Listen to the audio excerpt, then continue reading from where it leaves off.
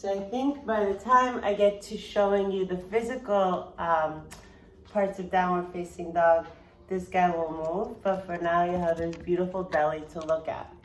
Downward facing dog.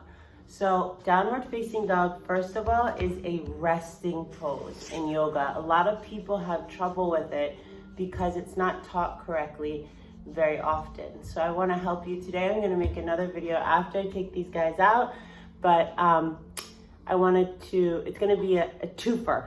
All right, I don't know. It's going to be 2 videos. So downward facing dog is a resting pose. If we're not comfortable in downward facing dog by like our 15th yoga class, we're not doing something correctly. It becomes a resting pose is what I meant to say. When you start, even when doing it correctly, it involves a lot of muscles that we don't even realize we have as humans in the way that mostly we move, right? So the first thing that's super important for people to remember is the downward facing dog starts with your hands. The energy of the pose begins with your fingertips, okay? The next thing is as you're moving up, you want a slight external, so you're externally rotating your hands, right? They're gonna be facing outward and you're like gripping like hell. And then relax a bit, into your fingertips. And there's a slight external rotation of your forearm. A massive external rotation of the shoulders.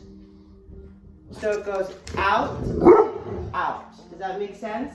And those 3 energetic focuses, the lifting from the very active fingertips and the hands that are externally rotated, and then the slight internal rotation of the elbows, and then the massive external, roll the shoulders away, and the shoulders out, and the blades come together, and then the shoulders go down for this stabilization that comes from the arms. It also creates a lightness. So the opposite of being at the top of a push-up. The one correction on downward dog I've made more than any other correction in the, I don't know, I lost count. I'm somewhere over like 50,000 yoga classes that I've taught. So I'm very good and all over the world, to all demographics of people. Relax, all right? Take it over there. Excuse me. But you know what I'm saying? I'm a good person to see what whatever. That is downward dog, people being on top of a push-up, looking something like this, which is a fucking hard pose to hold, right? Instead of that, which is what we want in downward facing dog. So the external rotation of the shoulders. So basically what I'm saying is from the fingertips up, everything that we're doing is to create the opposite of the situation, which I see the most, which is incorrect and not going to be fun for your body, especially if done repetitively over a long period of time. Downward facing dog is about lengthening the spine. So the head is dropped completely. One of the only times in life the head is below the heart. And then the spine is moving upwards in a diagonal direction. There's a slight tilt at the tailbone, the top of your booty, because we also are looking for massive space in the back of the legs, i.e. hamstrings and calves. Your thighs are fired up. Not everyone should have their feet on the ground. Usually putting your feet on the ground before you're ready puts you back into that awkward top of a push-up plank pose. That's that whole age-old,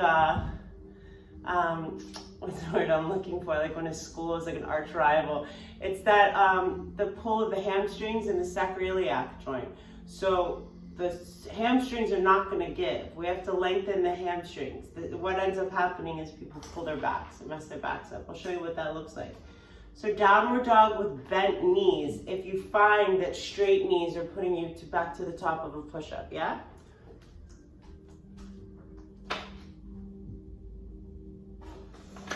So, let's see, we'll build it from the hands and the knees. Make sure that the hands are fanned outward, external rotation. Spread your fingers as wide as you can and push like crazy into the fingertips. Hands again turned out. Slight internal rotation with your elbows, forearms. Massive external rotation with the shoulders. Tuck the toes, inhale. Exhale.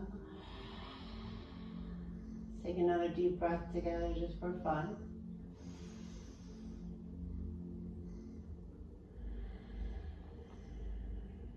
Ground into your fingertips. Inhale. Send your butt up and back. Okay, now let's talk about where we are here. So, the head is dropped. My shoulders are super open. My shoulders are super open. I can do it between them. Okay? And then, what happens? My shoulders are super open.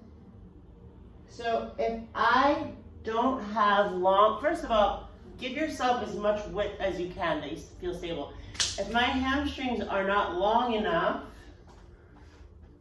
there we go. If my hamstrings are not long enough, if they're tight and I'm trying to do this, straighten my legs, I'm gonna end up like this. Okay?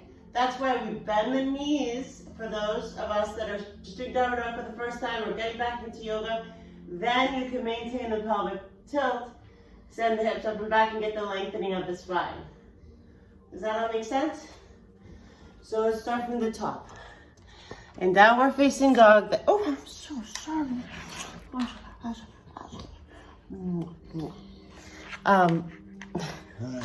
So the hands are super widespread and they're fanning slightly outwards. The fingers are super active. This also takes pressure off your wrists. You're gonna have a little slight internal rotation of the elbows, massive external rotation in the shoulders.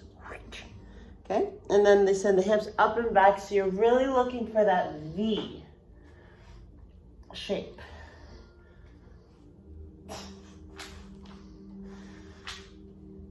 Okay. And then if straightening the legs pushes you here, because that's a hamstring thing, then soften the knees